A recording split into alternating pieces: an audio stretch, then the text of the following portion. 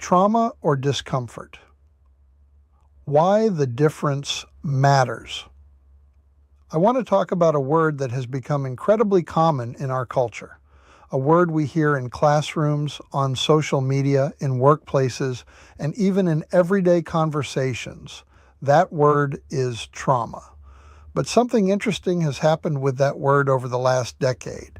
It used to describe experiences that were truly devastating, events that overwhelm a person's ability to cope and leave lasting psychological wounds. Today, however, the word is often used to describe something very different, not trauma, but discomfort. And if we lose the ability to tell the difference between those two things, we lose something very important: resilience. What trauma really is. Real. Trauma is serious. It is not just something unpleasant or upsetting. Trauma happens when a person experiences something so overwhelming that their mind and nervous system cannot fully process it in the moment. Examples might include a child growing up in an abusive household, a soldier returning from combat, someone surviving a violent attack, a serious accident, a devastating loss. These events can leave deep psychological imprints. People who experience real trauma may struggle with flashbacks, panic attacks, hypervigilance, or emotional shutdown. Their brain remains stuck in survival mode long after the event is over. Trauma is not simply a bad memory. It is a wound to the nervous system. And people carrying that kind of wound deserve compassion, patience, and real support. The expanding definition.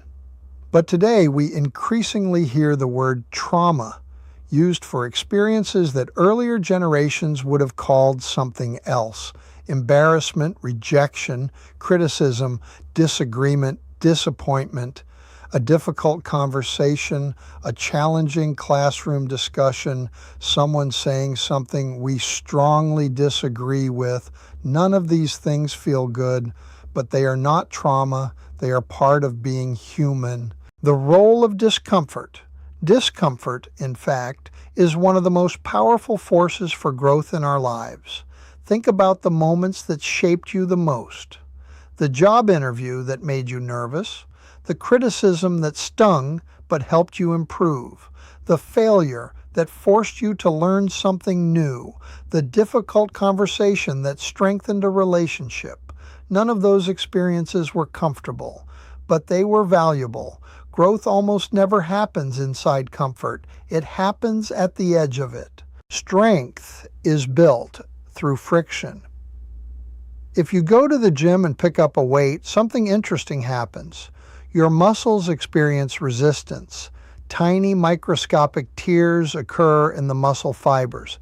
That sounds like damage, but your body repairs those fibers stronger than before. Strength is literally built through stress and resistance. Life works in a similar way. Facing challenges, dealing with rejection, navigating disagreement, these experiences stretch our emotional and psychological muscles, and that stretching builds resilience. The risk of labeling everything as trauma.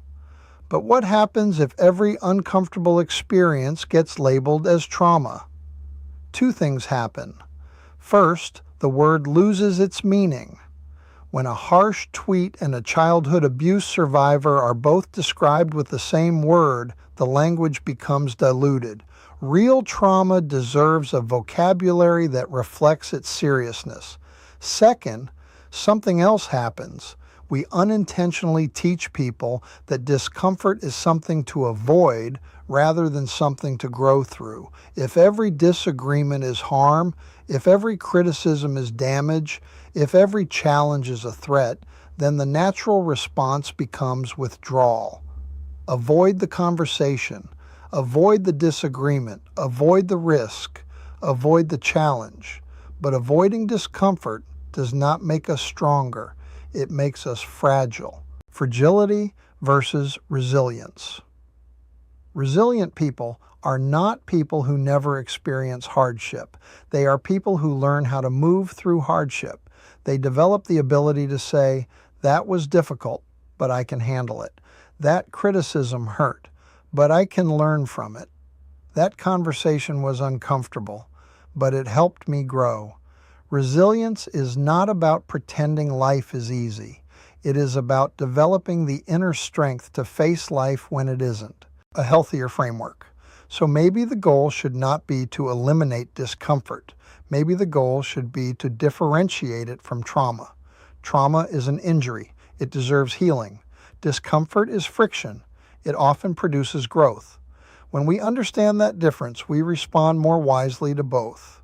We offer compassion where healing is needed, and we encourage courage where growth is possible. The question that builds strength, instead of asking, did this make me uncomfortable?